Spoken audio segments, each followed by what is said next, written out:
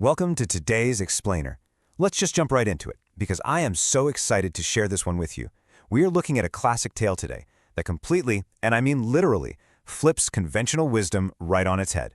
You know, we spend so much of our time trying to prove to the world how smart we are, how right we are, and just how much we know. But what if I told you that sometimes looking like a complete fool is actually the smartest financial and life strategy you could possibly deploy? Today, we're going to unpack this brilliant story about a king, a minister, and a son who understood something the rest of the world completely missed. All right, let's dive in.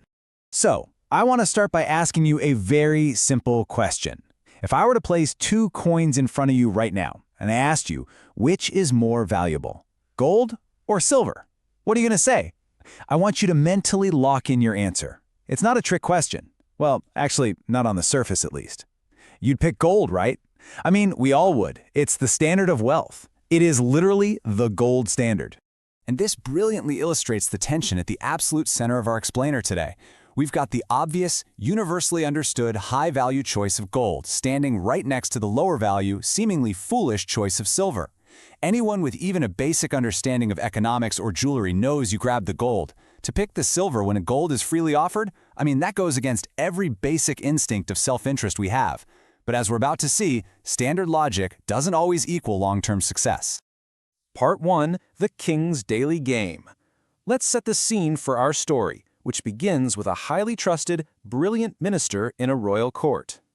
Now, this minister was legendary. He had a solution for absolutely every problem, and the king relied on him so heavily that he would make a single major decision without asking this minister first. But human nature being what it is, the other people in the court were incredibly jealous of this guy's status and intellect. They were just waiting for a moment to tear him down. Then one day, the king turns to his trusted minister and drops a really surprising insult. He says, "You are very smart, but your son is very foolish and has no sense."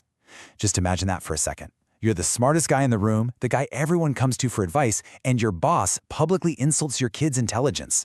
The minister is understandably defensive and asks the king why on earth he would say something like that. So, the king explains his reasoning, and it all revolves around this little game he plays every morning in the market. The king tells the minister that every day he goes out to meet the people, the minister's son is there. The king calls the boy over, places a gold coin and a silver coin right in front of him, and asks, "Take the more valuable one." And every single time, without fail, the son picks the silver coin. The king just laughs at the boy's apparent stupidity and walks away, highly amused. Part 2, A Father's Embarrassment. Upon hearing the king's story about the son picking the silver coin, everyone in the court just erupts into laughter. The jealous onlookers finally have their moment. The brilliant minister is publicly humiliated because his son is apparently the village idiot. Mortified, he turns around and heads straight home.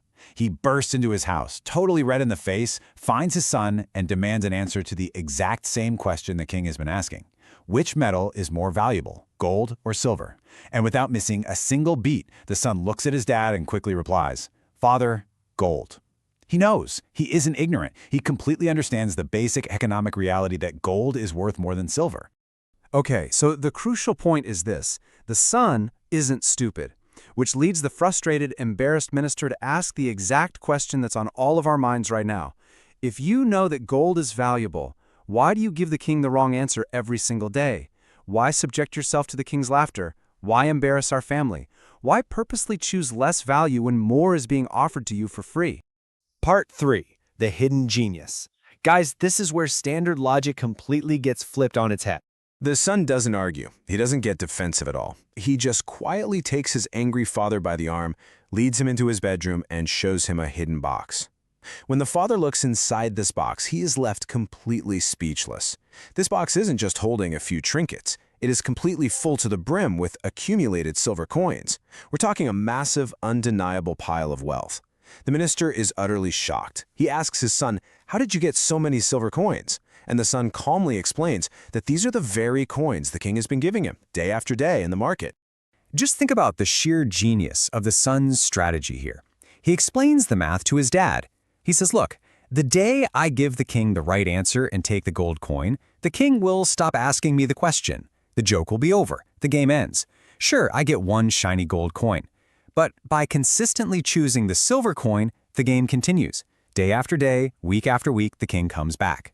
A single gold coin is valuable, absolutely, but it is just a fraction of the value of an endless compounding stream of silver coins.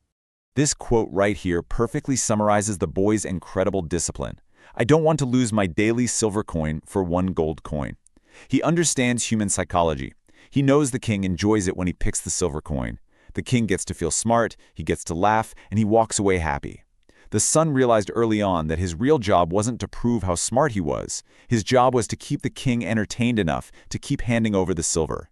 He traded a momentary flex of his ego for a massive long-term payout. Let's really compare the outcomes here. The king thinks he's the big winner. And his reward? A fleeting, temporary moment of feeling superior to a child in the market. A little ego boost. But the son's reward? Continuous, compounding, undeniable wealth. Hearing this, the minister's embarrassment just vanished. He felt incredibly proud. He realized that while the whole town called his son foolish, his son actually possessed a deep, quiet wisdom that only a truly wise person could even comprehend. From that day on, whenever anyone called his son foolish, the minister would just smile to himself and walk away. Part 4, the art of quiet success. So how does this fable actually apply to us in the real world? Because the reality is, we are all faced with the choice between gold and silver, between our ego and long-term gain, almost every single day. Here is the core definition of what the son mastered. Quiet success is doing great things, putting in the work, and accumulating real value, whether that's wealth, knowledge, or a skill, without the desperate need to show off or seek external validation from the crowd. I mean, you've probably noticed this in your own life. There are people who do a tiny bit of work and make a massive loud show of it for everyone to see. And then there are others who are quietly building empires, doing truly great things, without ever needing to broadcast it. Let's look at 3 key takeaways from our source material here. First, do the work without showing off. You don't need applause to make progress. Second, trust that you are right, even if the crowd calls you foolish or crazy. The king and the entire court mocked the boy, but the boy knew his box of silver was growing every single day. The world often calls those it simply doesn't understand crazy. And third, be patient, be grateful, and keep moving forward. Real wealth and true success compound over time, exactly like the daily collection of a single silver coin. I want to leave you with this final, incredibly important question to reflect on today. Where in your life are you trading long-term silver for a short-term ego-boosting gold coin? Where are you sacrificing a massive future payoff just so you can prove you're the smartest person in the room right now?